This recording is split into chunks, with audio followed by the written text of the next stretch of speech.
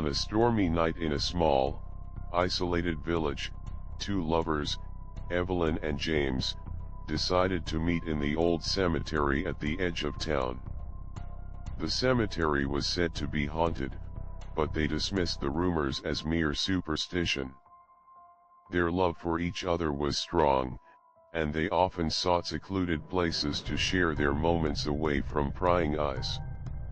The rain poured heavily as Evelyn, a young woman with raven black hair and piercing green eyes, made her way through the dark, winding paths of the cemetery. Her heart pounded with a mix of excitement and fear. She clutched her coat tighter around her, trying to shield herself from the biting wind. James, a tall, handsome man with a chiseled jaw and deep blue eyes, was already waiting under the ancient oak tree in the center of the graveyard. The tree's gnarled branches reached out like skeletal arms, casting eerie shadows in the dim light of the lantern he held. He spotted Evelyn's figure in the distance and waved, the flickering light of the lantern casting a warm glow on his face. "Evelyn!" he called out, his voice barely audible over the howling wind. She hurried to him, her footsteps echoing through the silence of the graveyard. As they embraced, the storm seemed to intensify, the rain pelting down harder, and the wind howling louder. Despite the tempest, their love provided a moment of warmth and solace. As they sat under the oak tree, whispering sweet nothings to each other, a sudden chill ran down Evelyn's spine. She looked around, feeling as if they were being watched. "James, do you feel that?" she asked, her voice trembling. James nodded, his expression turning serious. "Yes, it's as if we're not alone." Just then, the lantern flickered and went out, plunging them into darkness. Evelyn clung to James, her heart racing. The wind seemed to whisper their names, carrying with it an eerie, otherworldly presence.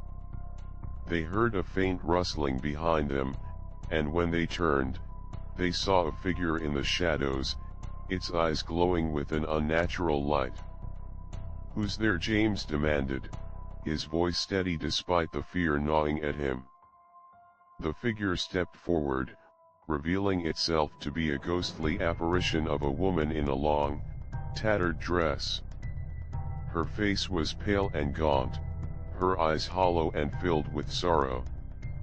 "Leave this place," she whispered, her voice echoing through the night. "You do not belong here." Evelyn's grip on James tightened. "James, we should go." But the ghostly woman shook her head. "It is too late. You have disturbed the peace of the dead." Suddenly, the ground beneath them began to tremble, and the graves around them started to crack open. Ghostly hands reached out from the earth, pulling themselves up. The air was filled with the mournful wails of the spirits, each one a tortured soul seeking release. James grabbed Evelyn's hand. "Run!" he shouted. They sprinted through the cemetery, dodging the grasping hands and the ghostly figures that seemed to materialize out of nowhere. The storm raged on, the wind and rain lashing at them mercilessly. They reached the gates of the cemetery, but just as they were about to escape, the ghostly woman reappeared, blocking their path. "You cannot leave," she said, her voice filled with despair. "You must help us find peace." Evelyn, despite her fear, felt a pang of sympathy for the ghostly woman.